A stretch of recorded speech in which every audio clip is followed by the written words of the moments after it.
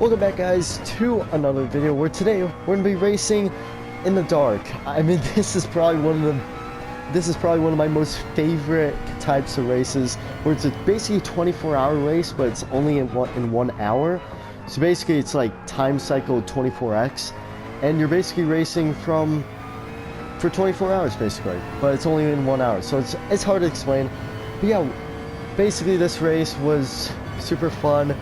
We actually got a full lobby due to the fact that we combined both the solo and team lobby. Previously we only had like them separate, and I raced in the solo lobby, which only usually got like maybe 10 people max. So it was really refreshing. Strategy came into play in this race, and we had tons of good battles. First couple of laps were pretty interesting, as you're going to see. I don't want to spoil too much, so let's get straight into it. So here we are for the start of the race, starting 12th here, and we are finally a very long wait for the lights to go out here. So we actually brake a little bit on the start there. That causes us to lose all momentum, as now we got SRT, the only one behind us, and we're just going to watch everyone file through turn 1 here, as it's not going to be as clean because everyone's so close. We try to go around the outside here. I don't think that we'll get a penalty for track limits there. And then just chaos here. I think a little bit of lag causes someone goes around there into turn 1. I think that might have been Lucky Dog that just went off there. He responds, someone else responds, and then just absolute chaos. OPC gets a little forced wide there. Let's watch that start again from my POV. So we're very conservative on the start here. We definitely go on the outside. We see here they got a little clunch up there. I think we might have gotten hit, or we just got on the throttle too early. I mean, either way, we basically kept it straight, kept out of trouble, and we gained like 3 positions, almost 4 from OP here, but very chaotic stuff. So here we are, we're behind OP into Daytona 1, I think it's what it's called, Daytona 1 and 2. And you see here, we got the slipstream. We're both in the McLaren, as we, I think, battled last race, or I think 2 races ago, and we, I think, lost the shift there. We're trying to back off here because usually the chicane on the first lap is super chaotic. We actually go way too deep into that corner. Someone goes, I think it might be Cornhole there. He goes off the track. I think he made contact with someone on the start there, but we gained a position from that. And then it's just, they're like, it's basically like packs of cars and stuff. So it's very important to stay in the draft. We went way too deep in the chicane. Even though we took it quite conservative, we still went deep, and we luckily didn't go off the track. So here comes Big D we're riding on board with. Here's Sniper and Mern here, and they're not, I think there are a couple cars in front of us, and you see here that we're like 2 positions. They make a little bit of contact. I think Mern might have gotten a little bit deep there. He goes a little wide there. And then here comes OP Sega. He's gonna go. We're riding on board with me now. And then he's very slow off that corner as a result of going wide. We go down the inside there. Now we're clear there. He actually, I think, might have lost the position to Kobayashi, I think. And then right now we're behind Big D. Now I think I knew OPC was gonna make some move here. You see here, I think he might have, it kind of gets blocked there.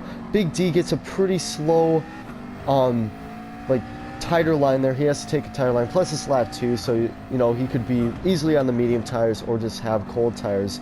So we're on the soft tire. He is on the soft tire as well, so I think his tire is just maybe a little bit more conservative, trying not to spin out on that tighter line there.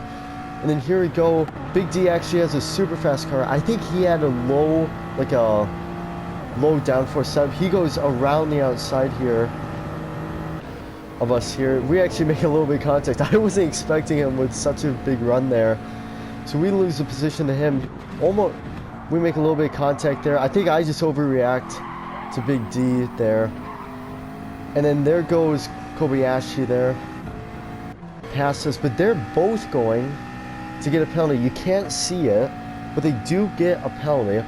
Now I think what happened there in the chicane is I just kind of overreacted. I didn't know where Big D was gonna break, especially for the chicane. It's kind of sketchy, but I believe they both got a penalty there. Yep, that's why they slowed down a little bit. We get past Kobayashi, but I think Big D we stick behind. I'm not entirely sure, but yeah, just kind of screwed up that chicane there.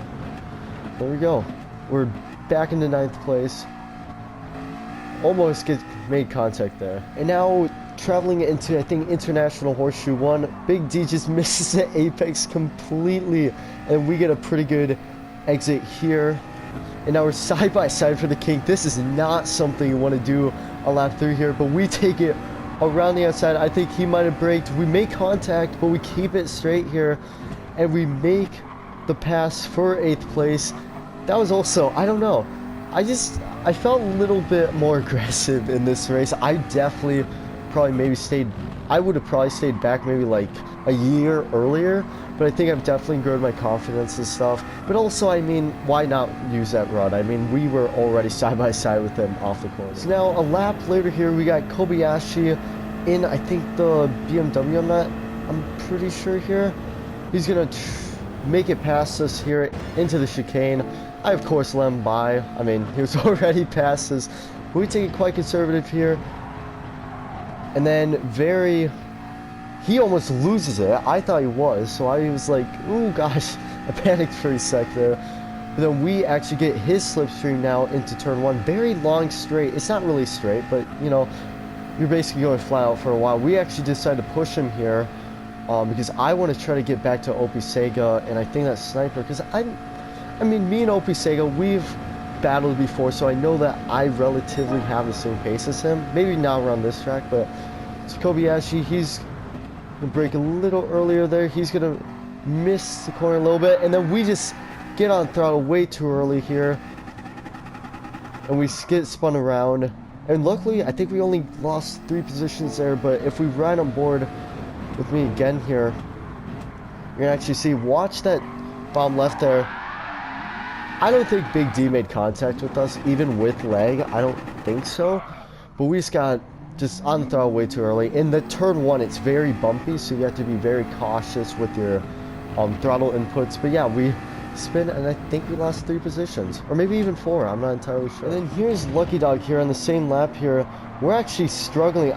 For the last couple of corners, I've been struggling because of me spinning. Once you spin in GG7, I mean, you basically have hot tires for quite a few corners. He actually makes us past us into the, luckily he makes the pass before the chicane, because I never like going side by side through it.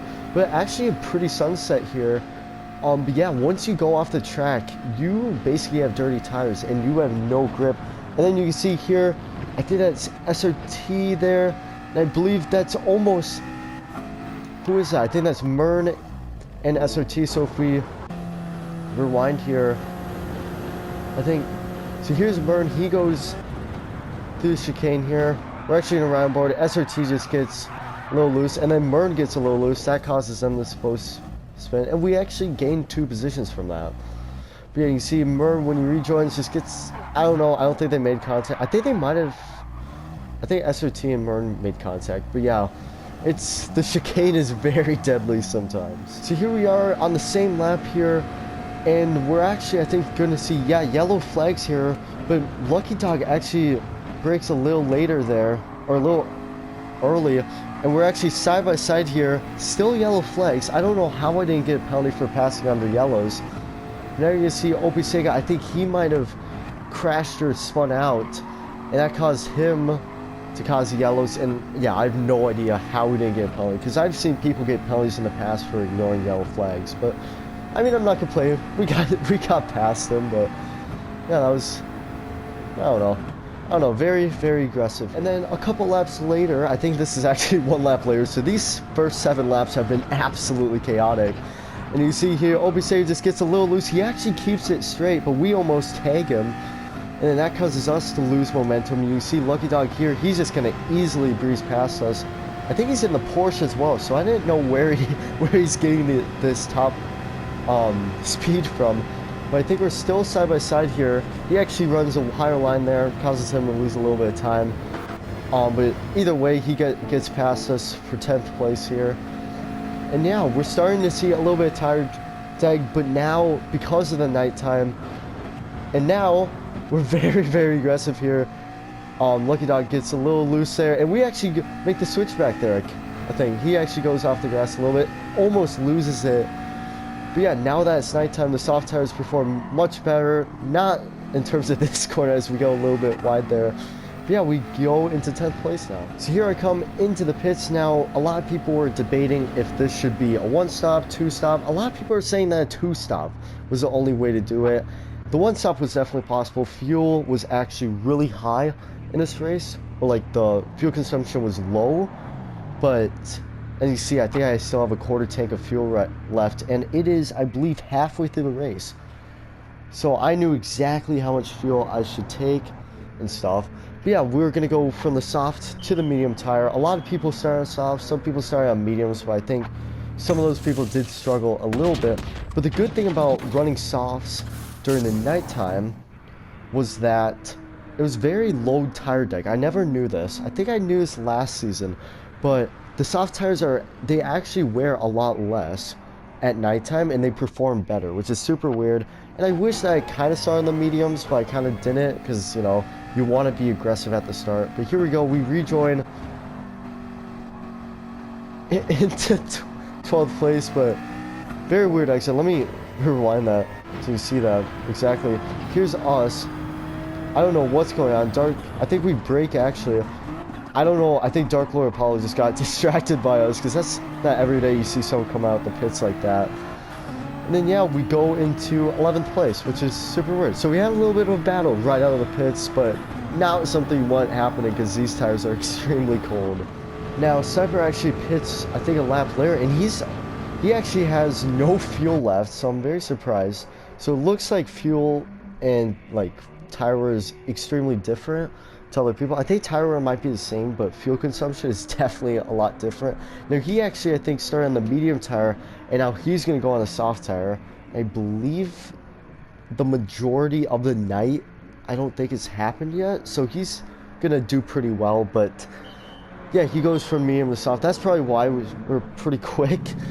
But he stayed out. A lot of people pitted basically at the same time because fuel consumption, like, it kind of forced people to pit at the same time. Not a lot of strategy in this race, I'm just gonna say.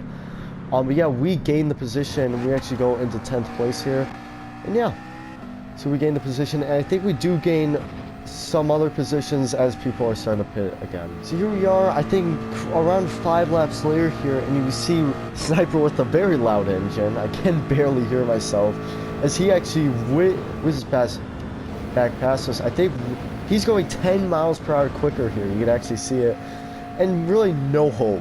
I mean, you can't block him, and he just flies right past us. To be honest, he's way faster than us, which is that car is extremely quick in a straight line, and his car is, I mean, this track suits that car really well.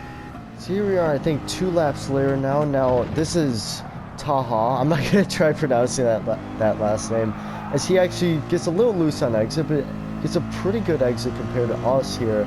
As we take the outside, I tried to give him room. I didn't know where he was. I think on both of our screens we were lagging a little bit, but he makes us past us. But that's not all. I'll skip to the good part here. This is a pretty easy pass for him, but I'm not going to let that down easy. We fake a little bit into the chicane there. Very sketchy moves here, and as a result, we actually take the chicane a little bit more weird. Actually, I'm not going to skip it. We'll stick on board with this, as now you see here we get the draft as a result. Pretty good drafting distance, because now I can speed up a little bit and then pass him instead of being right on his bumper here.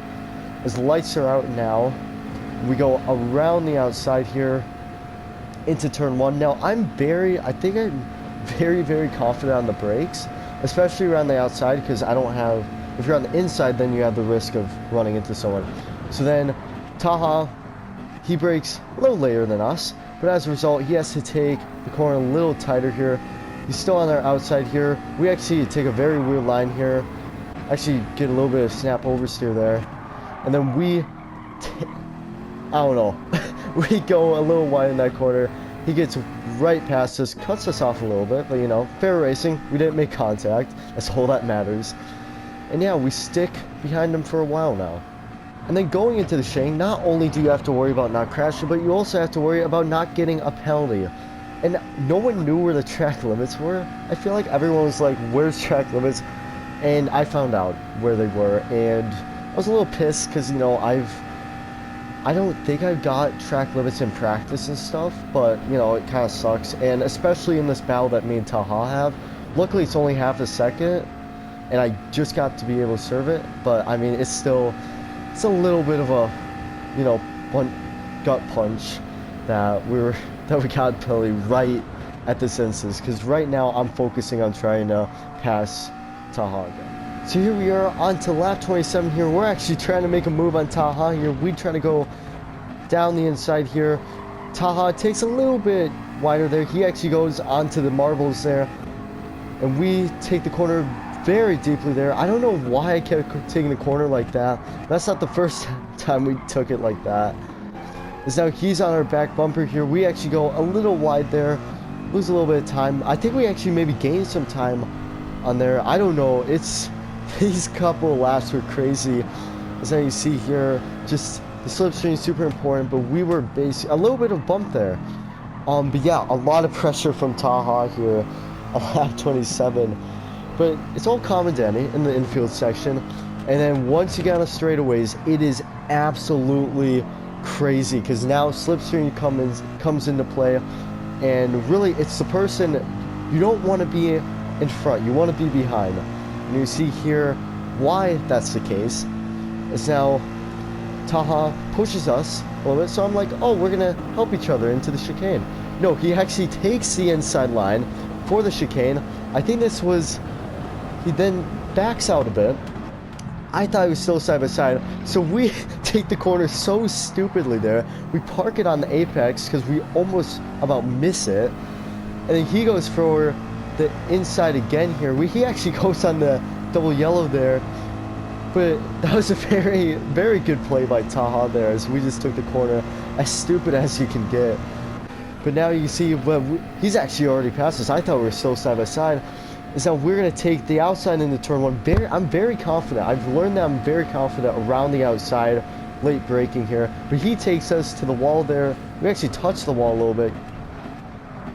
And then we go down the inside here once again, and then Taha has to follow. We take the corner. We take this kind of corner easily. Now he actually bumps us a little bit here. I think he did say that lag was a little bit, that I was lagging a little bit crazy. But now he's still trying to pass us for 9th here. He's actually bumping us. Is he going to go in the cake? No, no, not too far. He's not that far alongside us. But there we go. I think this is the final tag. He goes a little wide here, and then I think on the same lap he might have gotten a penalty in the chicane. So really just a very busy lap 27, but we're able to hold off him on the same tire. So I'm kind of proud of that, but he did say lag was at play, so maybe that was a factor of why we stayed in front. Now you can see this is officially the final lap here. As you can see, that's Taha in the distance there. We're still, I mean, he was still putting on pressure there a little bit. I mean, he was kind of pushing, but I just knew that if I kept it on track, I would probably stay in front of him here. As you can see, playing the distance there.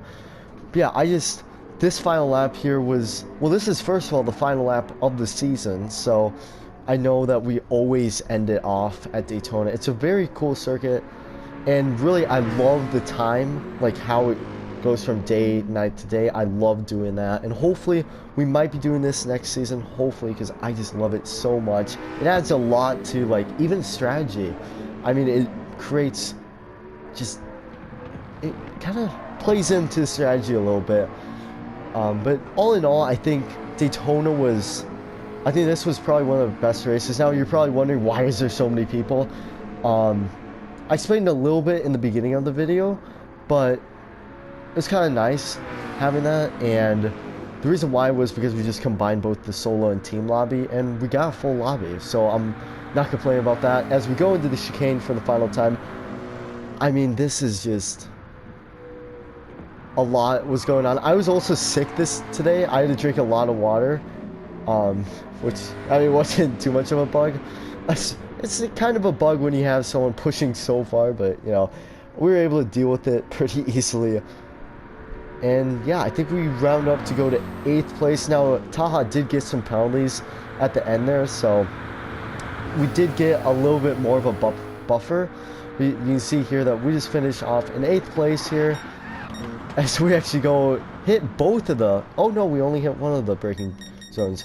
And you see Ari Fillo, he's actually coming off the final corner. He wins the race here, very dominant. I think he won every race of the season. And you got Robin second, I believe that's Alpha in third, Cornhole in fourth, Kobayashi, I forgot his actual PSN, in fifth. Sixth is Big D. At seventh, I believe, I think that might be the Canadian guy. If you remember that. We finish in 8th, Taha finishes in 9th, 10th goes to Lucky Dog, Mern goes in 11th, Mieku goes in 12th, but actually here comes Dark Lord Apollo. Now Mieku actually ran out of gas and Dark Lord Apollo finishes in 12th, so strategy does come into play. Yeah, I feel so bad. I mean, this is such a pain for him. But he still finishes in 13th, only one position lost, but I mean, that was actually 1 point. He did lose 1 point in the end. But yeah, that was basically the race. Hopefully you guys enjoyed the video. I enjoyed racing it. Very nice to actually race in like a full lobby and stuff. And a lot of strategy at play and a lot of battles at play. So hopefully you guys enjoyed, and I hope to see you guys later. Goodbye.